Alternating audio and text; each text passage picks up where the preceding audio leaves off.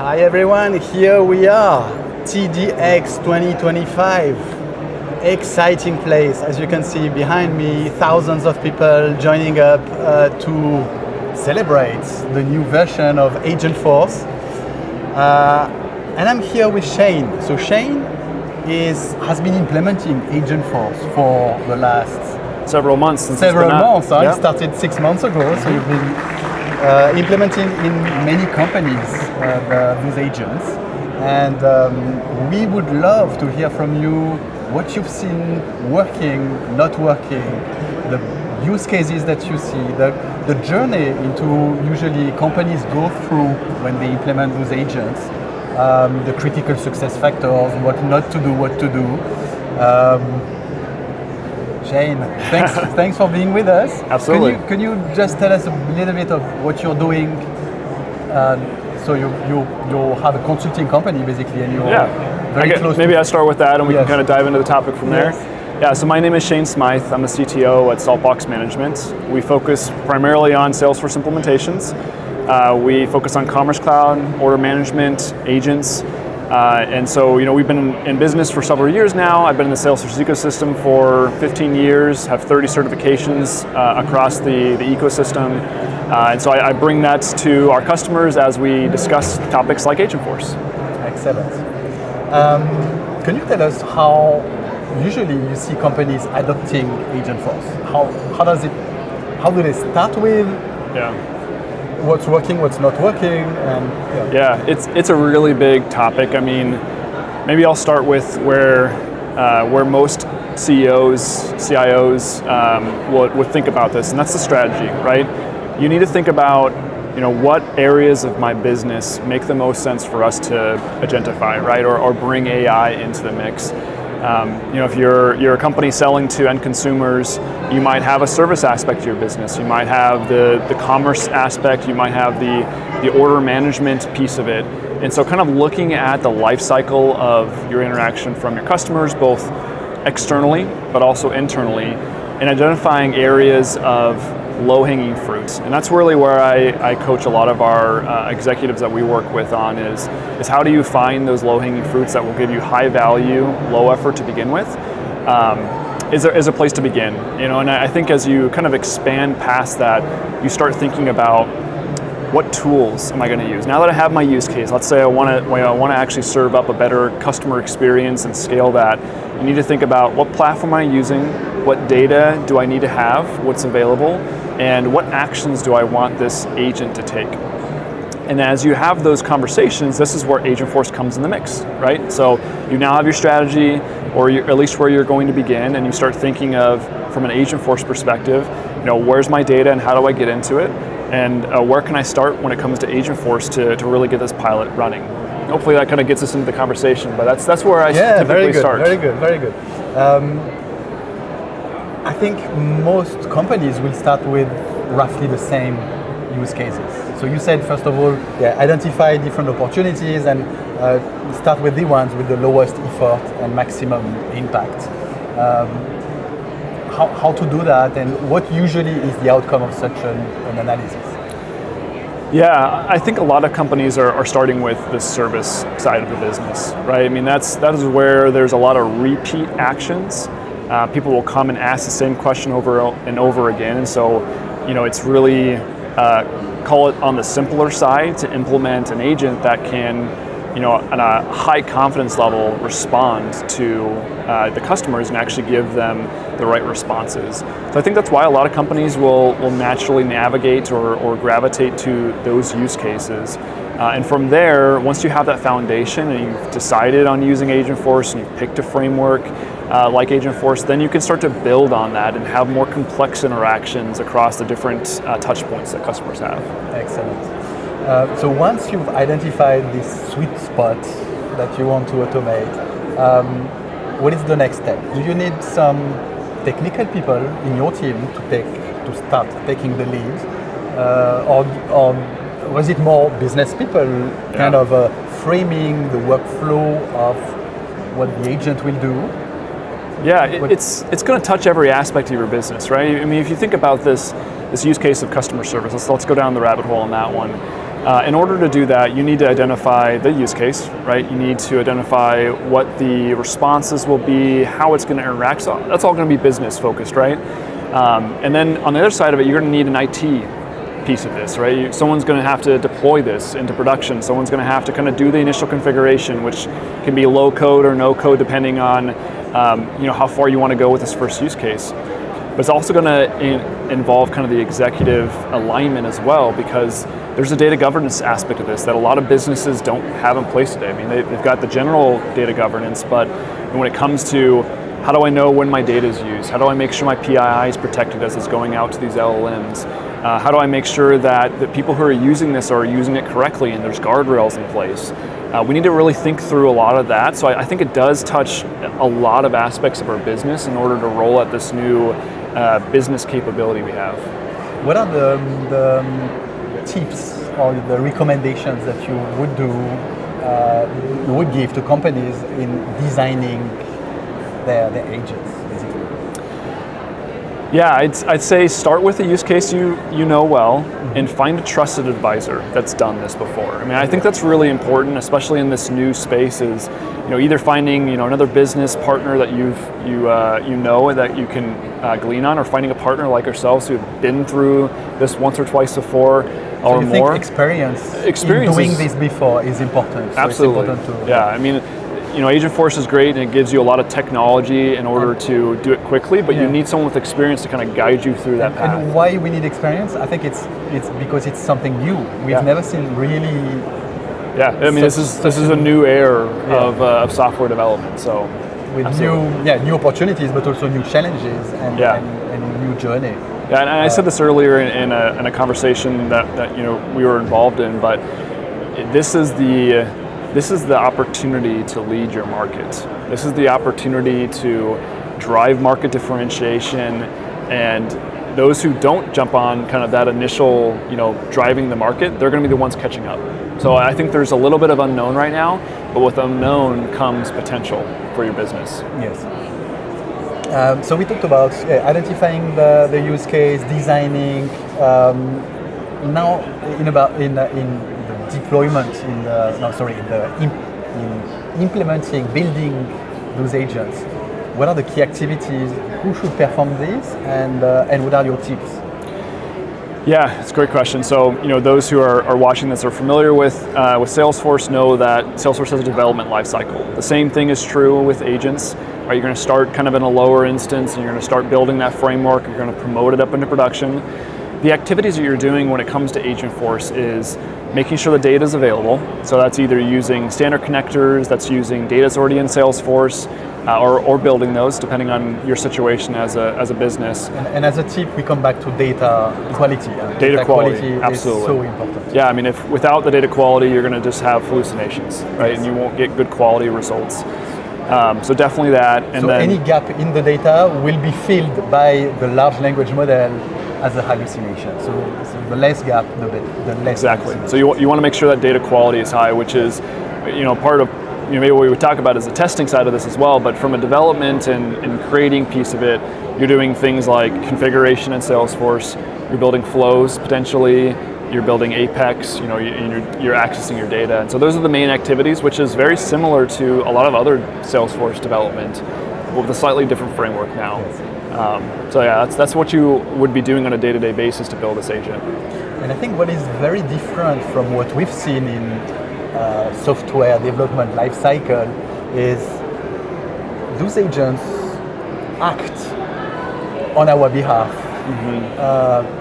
And when they act, they can do the wrong things. They can hallucinate. They can, and we need to make sure that they act on a secure way, on an ethical way. So basically, all these controls and guardrails are part of what we need to configure. Can you tell us why it's so important? And because this is something new. This is something that we never had before when we did apps, because apps are just reactive. People need to click. Yep. While here it's an autonomous system which can.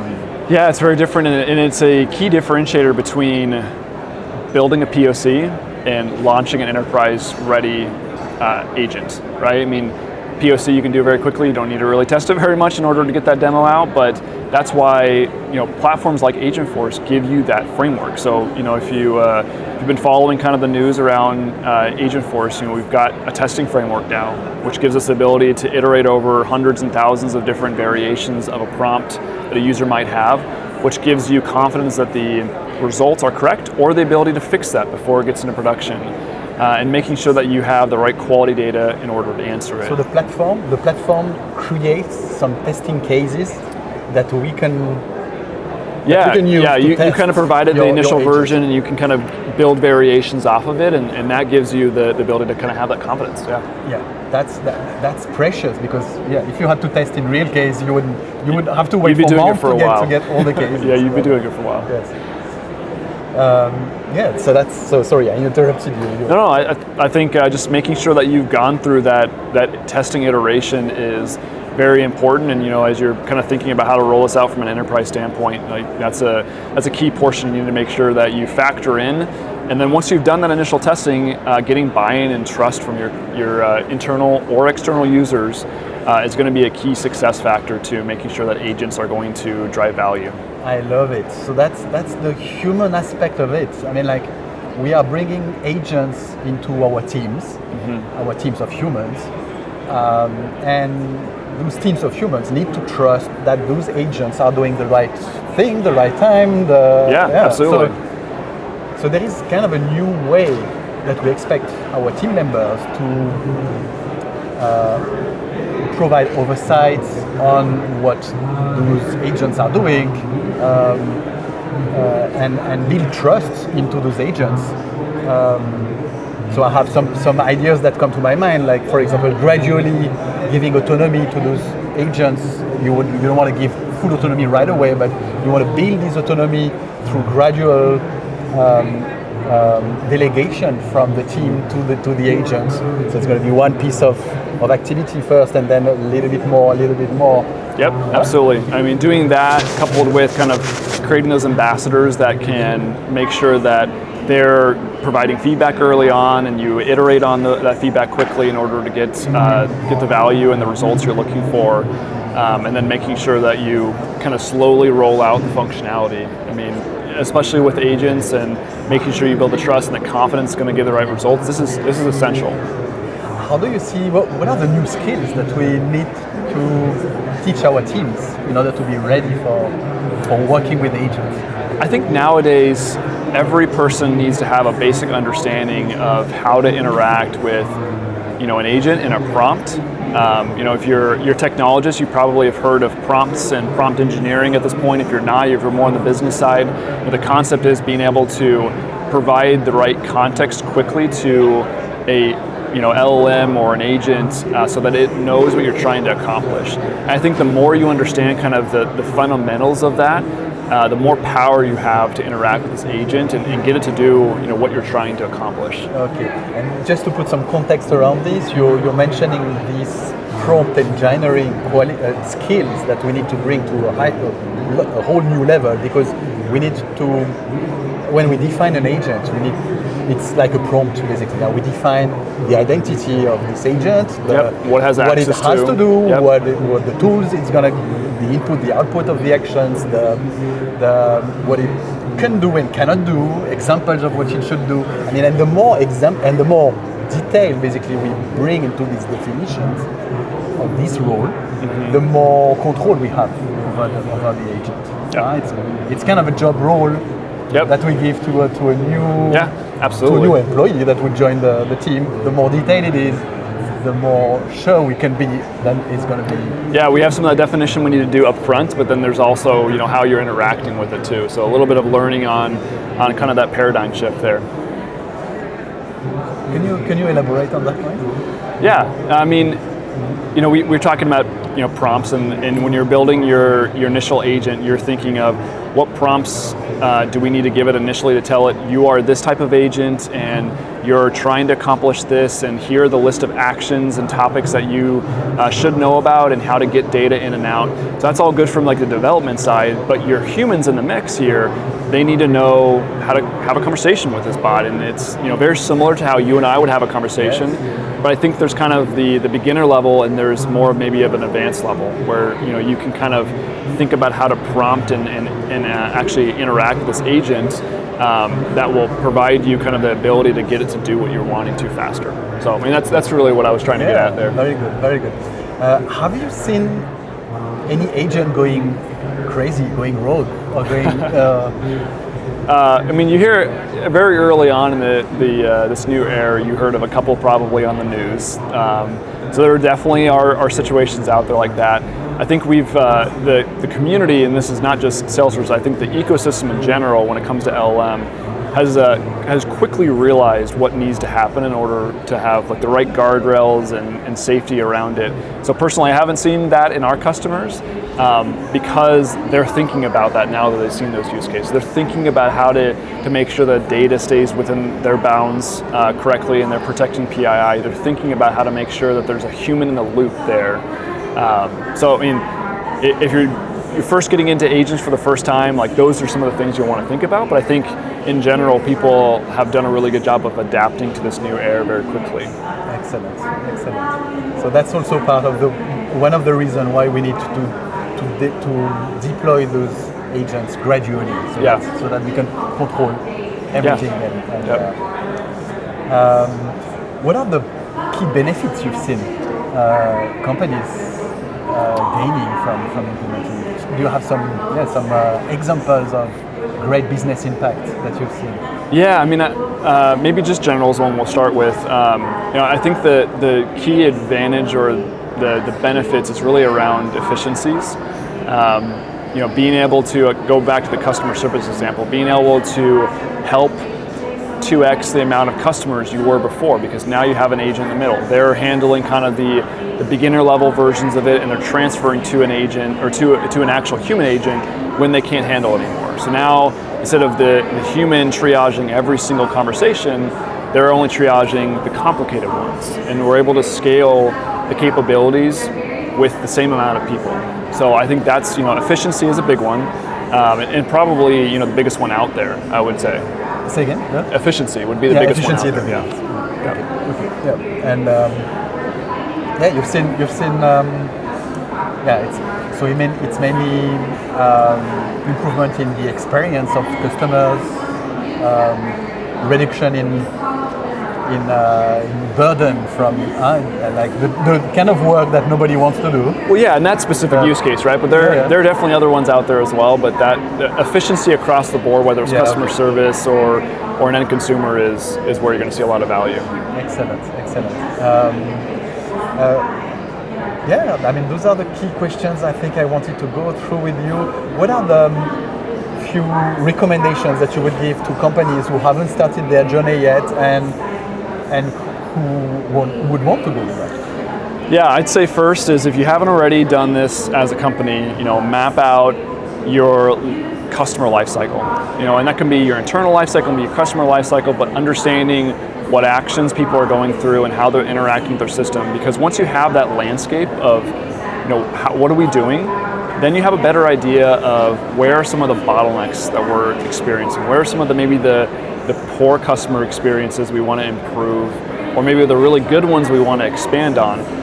So my idea is always to start with a strategy, or to start with kind of the end objective, and then get into the technology, right? Don't want to purchase and then try to slap something in there. Like really think about how you're planning on approaching this. Shane, thank you so much for your time and insights. That was really extremely valuable. Absolutely. Happy to be here. Thank you, and thanks for watching, guys. See you next time. Thank you, everyone.